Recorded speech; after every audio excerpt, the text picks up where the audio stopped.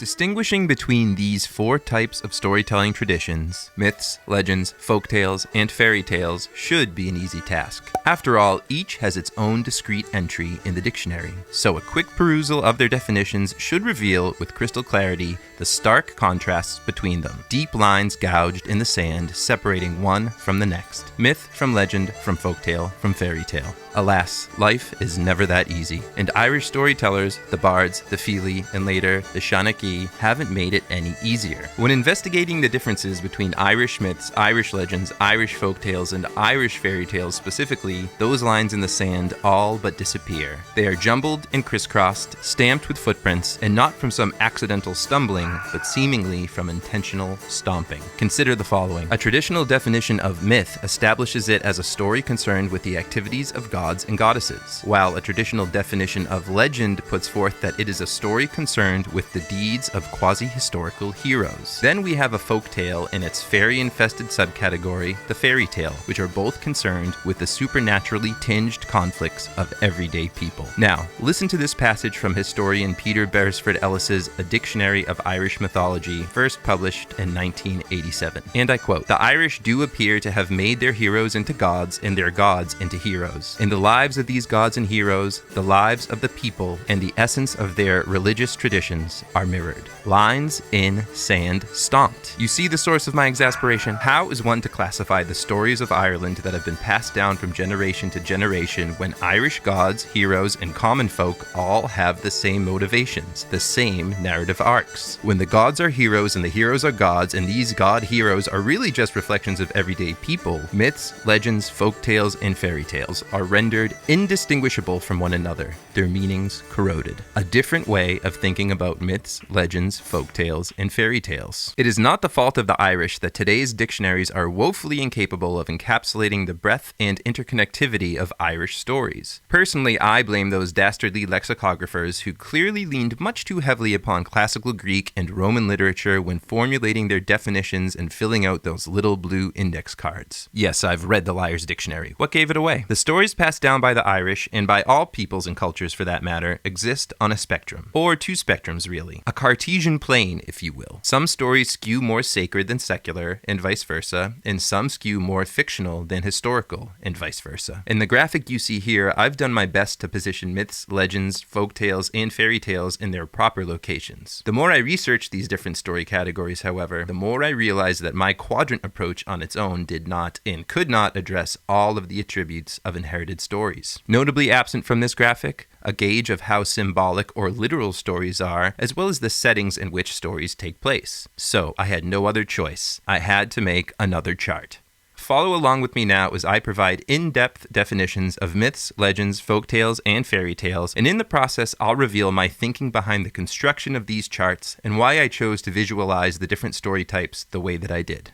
What is a myth? A modern definition. A myth is a symbolic story concerned with the origins of a people, their worlds, or other natural phenomena. Myths typically take place in the distant past and feature gods, goddesses, and/or other supernatural beings as their primary protagonists. While the original adherents of a particular mythology, i.e. a body or collection of myths, believed them to be true, myths often have little or no basis in historical reality. Like folktales and fairy tales, myths are fictional stories, but instead of existing for mere entertainment, they serve a higher purpose. They are sacred rather than secular. To quote folklorist and anthropologist William Bascom, myths are the embodiment of dogma, and they are often associated with theology and ritual. And that comes from Bascom's essay, The Forms of Folklore, Prose Narratives, which was first published in the Journal of American Folklore in 1965 and was later collected in the 1984 book, Sacred Narrative, Readings in the Theory of Myth. In ancient Ireland, the Fili, an elite class of poets/druids, akin to Brahmins in Hindu culture, were entrusted with learning and preserving myths, which included the stories of the various Irish gods and godlike beings who settled in Ireland in the pre-Christian era. Namely, the Cessair, the Partholonians, the Numidians, the Firbolg, the Tuatha Dé Danann, and the Milesians.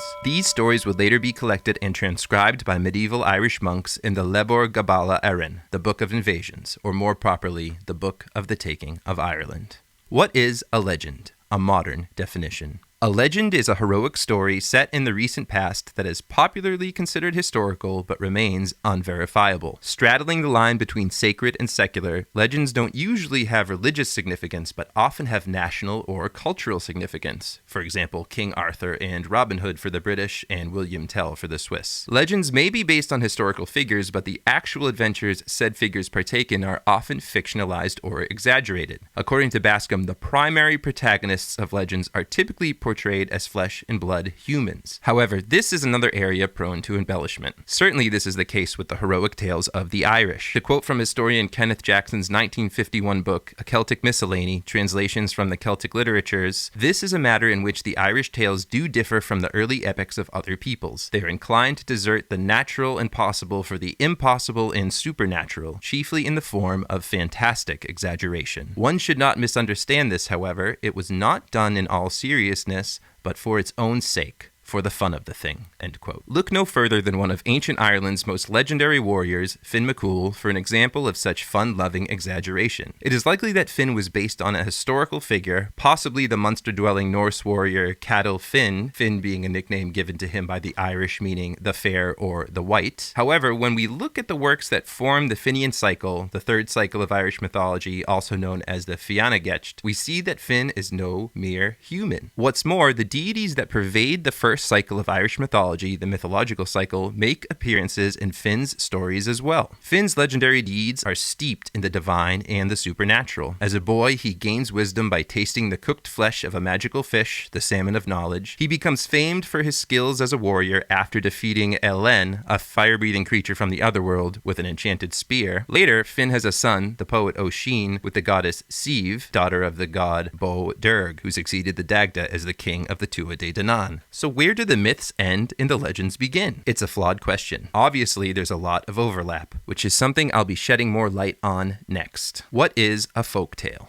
A modern definition. A folktale, or folktale, is a secular, fictional story that is passed down among common people and is often rooted in a superstitious belief. Unlike myths and legends, folktales are not considered sacred or truthful by storytellers or story listeners, and are usually told solely for entertainment's sake. Furthermore, folktales are often described as timeless and placeless, meaning you can change a folktale's setting from past to present or vice versa, and or from this land to that land, without losing the essence of its narrative. The fluidity and adaptability of folktales further distinguish them from other story categories, as myths, and to a lesser extent legends, tend to have not only fixed settings but also fixed meanings. This is certainly the case with Irish myths and Irish folktales, as the latter often descended from the former, only with much of the meaning stripped away. This missing meaning was not the fault or intention of Irish storytellers, mind you, but the result of a concerted effort by the English to eradicate Irish culture. To quote Ellis, "Through the 17th and 18th centuries, the years of the English penal laws in Ireland, serious attempts were made to eradicate the language and culture, and many manuscripts and books were destroyed. Irish mythology became a mere folkloric tradition, tales recited by the village storyteller, the Shanachie, around the hearth at night, their origin and symbolism forgotten." To clarify, while the origins and symbolism of ancient stories might be lost in their folkloric forms, that's not to say that folk tales are inherently without value or incapable of teaching moral lessons. The point Ellis is making is that with folklore, a story's ties to the sacred, its religious/mythical components, are either completely severed at worst or corrupted at best. We'll learn more about the corruption of myth in the next section. What is a fairy tale? A modern definition. A fairy tale, or fairy tale, is a secular fictional story often geared toward children that features fantastical lands, forces, and or characters such as fairies, elves, goblins, trolls, giants, dragons, and wizards. A subgenre of the folk tale, a fairy tale does not necessarily need to feature fairies in order to earn its classification, but it does require a satisfying ending or turn, hence the expression fairy tale ending. According to Hobbit and Lord of the Rings author J.R.R. Tolkien, a defining characteristic of the fairy tale is that it transports readers and listeners to an alternative but still rational and consistent world that operates under a different set of rules than our own world. The purpose of this transportation, however, is not simply to escape from the cruelties of the real world, but to gain perspective and inspire hope.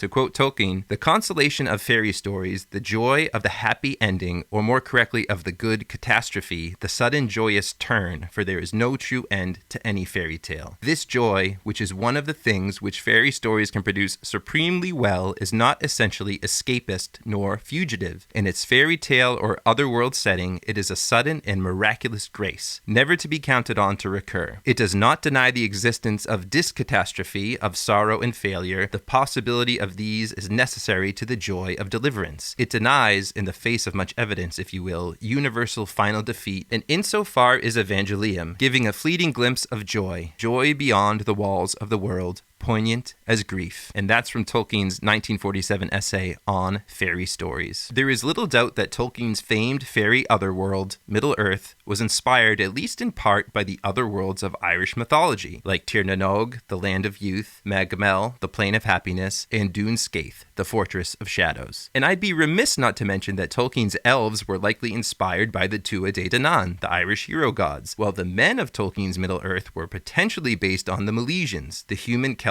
who would inevitably displace the gods. Then there's Middle-earth's big bad Sauron with his fiery eye, who bears more than a passing resemblance to Irish mythology's big bad, Baelor of the Evil Eye, who is described as having, quote, "a venomous, fiery eye," end quote, and whose death stare could set, quote, "the whole countryside ablaze," end quote. And those quotations come from folklorist and Professor Dahi O'Hogan's 1991 book, Myth, Legend, and Romance, an encyclopedia of the Irish folk tradition. Oh, and obviously the orcs are based on Baelor's underlings, the Fomorians, monstrous beings who come from, quote, "under the worlds of men," according to the 7th century elegy Kethri Mic Eirt Mistelman, or the Four Sons of Art Mistelman. But I digress. What's particularly fascinating about Irish fairy tales is that we can map the degradation or de-evolution of their settings and characters from sacred to secular, from divine to merely supernatural. The sun god Lugh, for example, an important god in Celtic mythology and later a member of the Tuatha Dé Danann in Irish mythology, lost his divine status in folkloric interpretations and was eventually reduced to Little Stooping Lugh, or Lugh Cromen, anglicized as Leprechaun. And of course that mischievous little bugger is now a staple of Irish fairy tales. Indeed, the very concept of fairies has Irish mythological roots. The hills and tumuli that dot the Irish countryside, called She in Old Irish, became the dwelling places of the Tuatha Dé Danann after they were driven underground by the invading Milesians. These ancient gods were thus reimagined as the She, the people of the hills, popularly known as fairies, and their hills reimagined as fairy mounds. The most famous or infamous of the She is the Banshee, the woman of the hills, or woman of the fairies. An example of a myth, legend, folktale, and fairy tale all rolled into one. If there is any one story that encapsulates the extreme difficulty of pigeonholing stories into specific categories, it is the myth/legend/folktale/fairy tale of the Giant's Causeway. Located in County Antrim in Northern Ireland, the Giant's Causeway is a geological wonder consisting of tens of thousands of mostly hexagonal basalt columns. As the story goes, the causeway once extended across the North Channel, connecting Ireland to Scotland, and was constructed so that an Irish giant might do battle with a Scottish giant. There is clearly a mythical element here, as the story explains the origins of a natural phenomenon. But when you consider that the Irish giant in question is none other than Finn McCool, the Irish hero, we seem to veer more into legend status. Only here's the thing. In the majority of legends concerning Finn, he may have supernatural abilities and weapons, but he's certainly no giant. So his involvement with the Giant's Causeway sounds more like folktale or fairy tale than legend. To make some semblance of sense of all of this, and to close out this video before I completely lose my mind, I'll leave you with this quotation from famed Irish poet W.B. Yeats's 1888 book, Fairy and Folktales of the Irish Peasantry. When the pagan gods of Ireland, the Tuatha Dé Danann, robbed of worship and offerings, grew smaller and smaller in the popular imagination until they turned into the fairies, the pagan heroes grew bigger and bigger until they turned into the giants.